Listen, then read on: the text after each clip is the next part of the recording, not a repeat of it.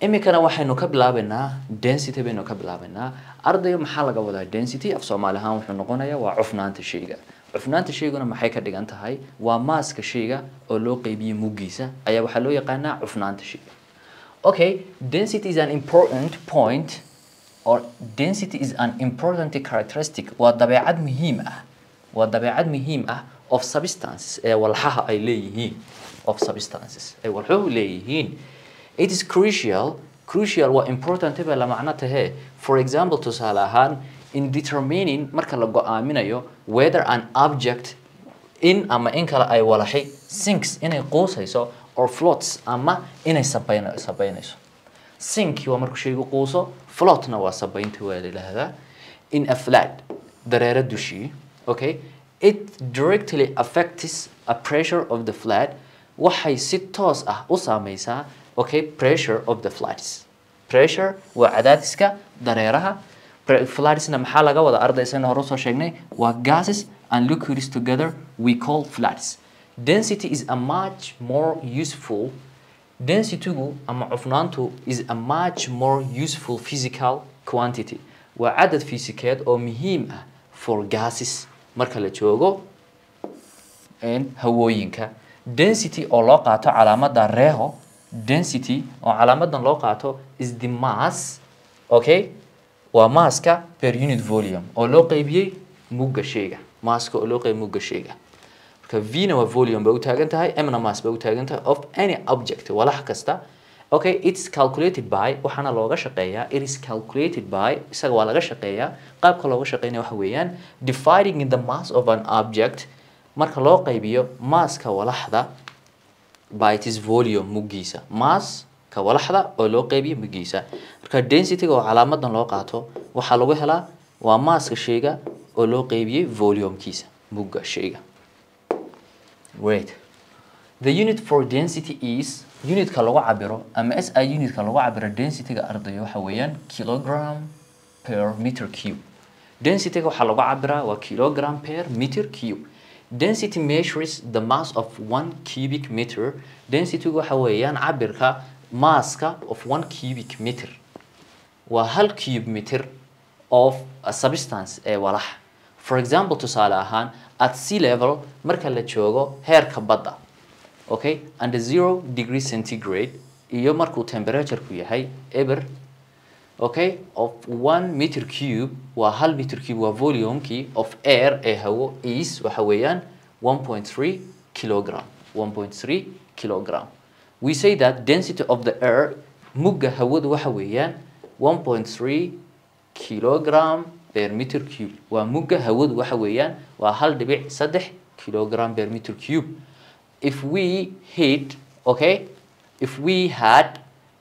had 2.0 meter cube haddii aynu haysano mugdan okay 2.0 meter cube of air ee hawo at sea level heerka badda its mass would be masskiisu wuxuu noqonayaa 2.6 kilogram 2.6 kilogram means twice of the original maadaama halkii meter cube uu ka ahaa 1.3 laba muxuu ku noqonayaa waa 2.6 its density is still ilaa hadda muggiisu waxa weeyaan 1.3 kilogram meter cube 1.3 meter okay kilogram per meter cube the density of the most gases mugga hawooyinka ugu badan is proportional to pressure waxa ay proportion toos ah la leeyihiin pressure-ka cadaadiska and inversely proportional to waxayna la leeyihiin saamigal dadban inversely proportional waa saamigal dadban to the temperature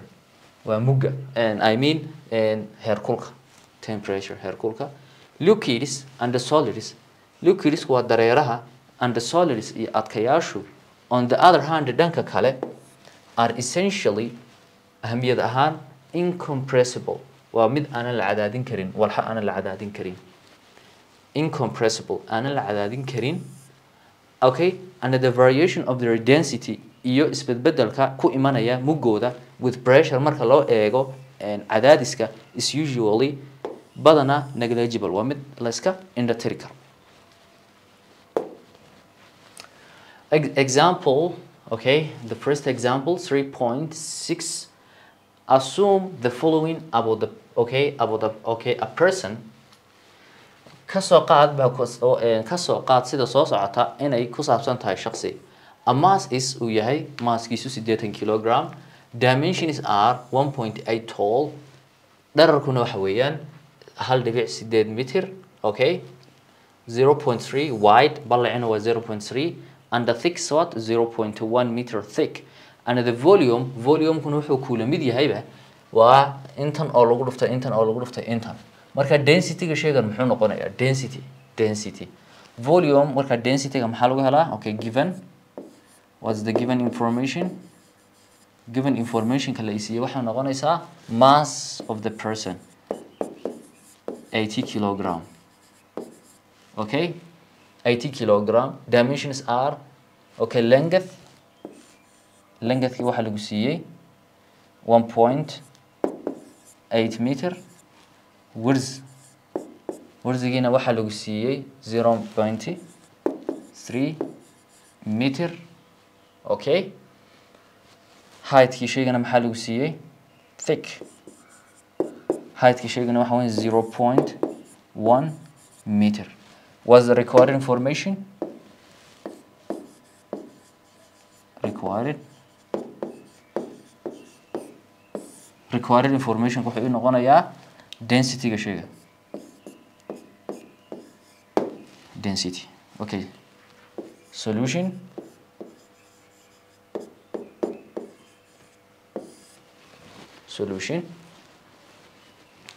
Density ga waxaa lagu helaa mass ka sheega oo loo qaybiyay muggiisa. Mass over volume. Therefore density is equal to mass ku waa 80 kilogram loo qaybiyay volume-ka. Volume-kana waxaa lagu helaa sida kor ku xusan. Volume is equal to length times width times height. oo ka dhigan length ku waa maxay? 1.8 times width was 0.3 times height 0.1. intan maxay ka dhigan tahay? waa 0.054 meter cube. Therefore volume is equal to 0.054 meter cube. 0.054 meter cube. oo loo qaybiyay volume-ka maxaa soo helay? 0.054 meter cube.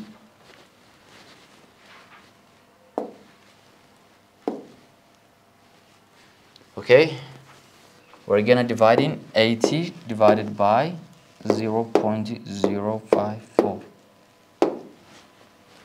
Okay, density is equal to 1.481 times 10 raised to 3 kilogram per meter cube.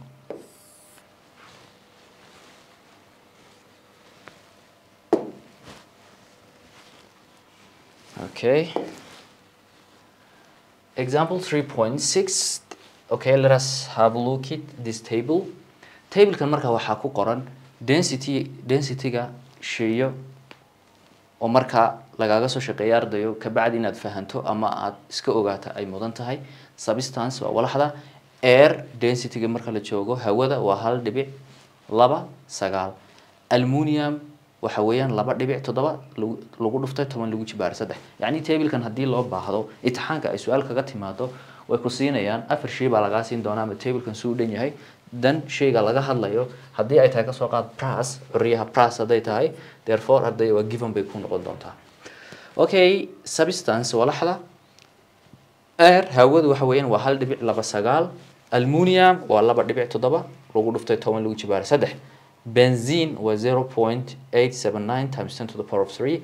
Price marka la joogo 8.4 times 10 to the power of 3. Okay, marka la joogo copper 8.92 times 10 to the power of 3. Fresh water biyaha fresh ka ah waa maxay? waa 1.0 times 10 to the power of 3. Gold dahabka 19.3 times 10 to the 19.3 times 10 to the power of 3. Ice barafka 0.91 7 times 10 to the power of 3 iyo kuwan kalena waa la mid.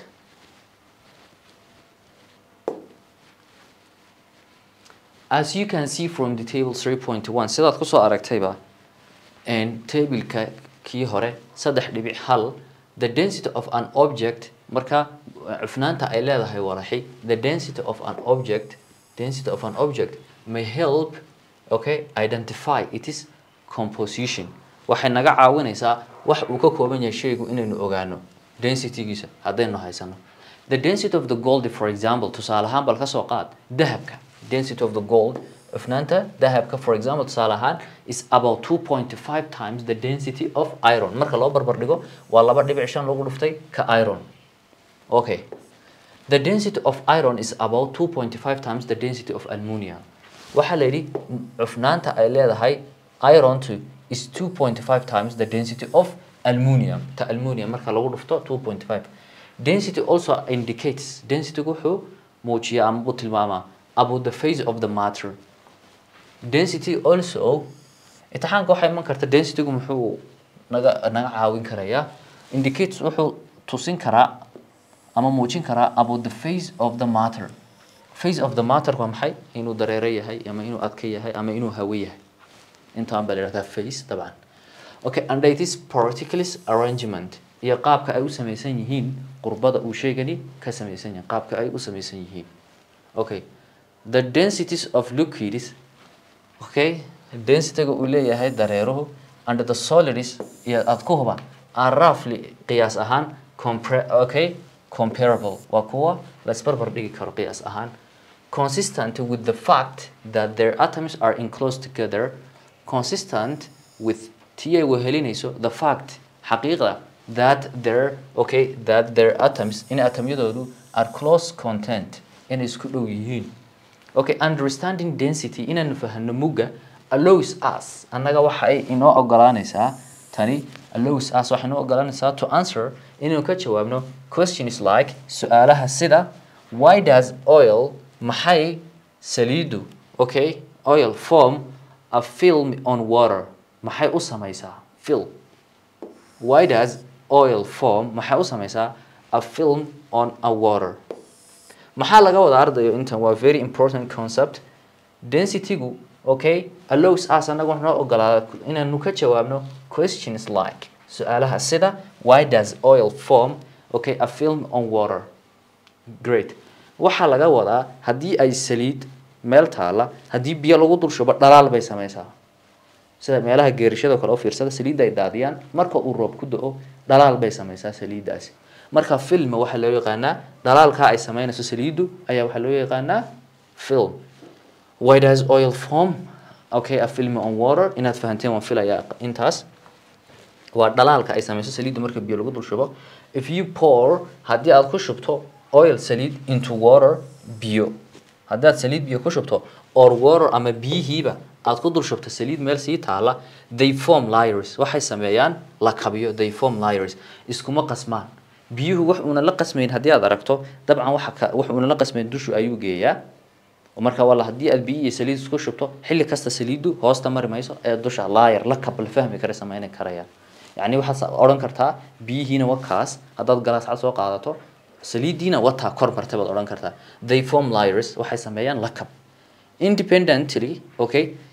tii ka madax banaan tahay of which fluid dareerahe is poured first la shubayo ugu horeynta iyada ka madax banaanta inta the layer of the oil is always on the top of the water. This is very important. xilli kasta lakabka saliida ayaa dusha maraya. How will it appear on the exam? waxaa la oran xilli kasta biyaha sareyn doona saliida qoosi doonta intaas in lagu dhaxlaaqa laga yaabaa xilli kasta ogow practicalna ardayda waad arki kartaa haddaad jikada tagto aad in yaro saliida iyo in yaro biyo isku shubto xilli kasta saliida sareysa. The density of the oil density-ga ay leedahay saliidu ama cufnaanta ay leedahay saliidu is less than the density of water.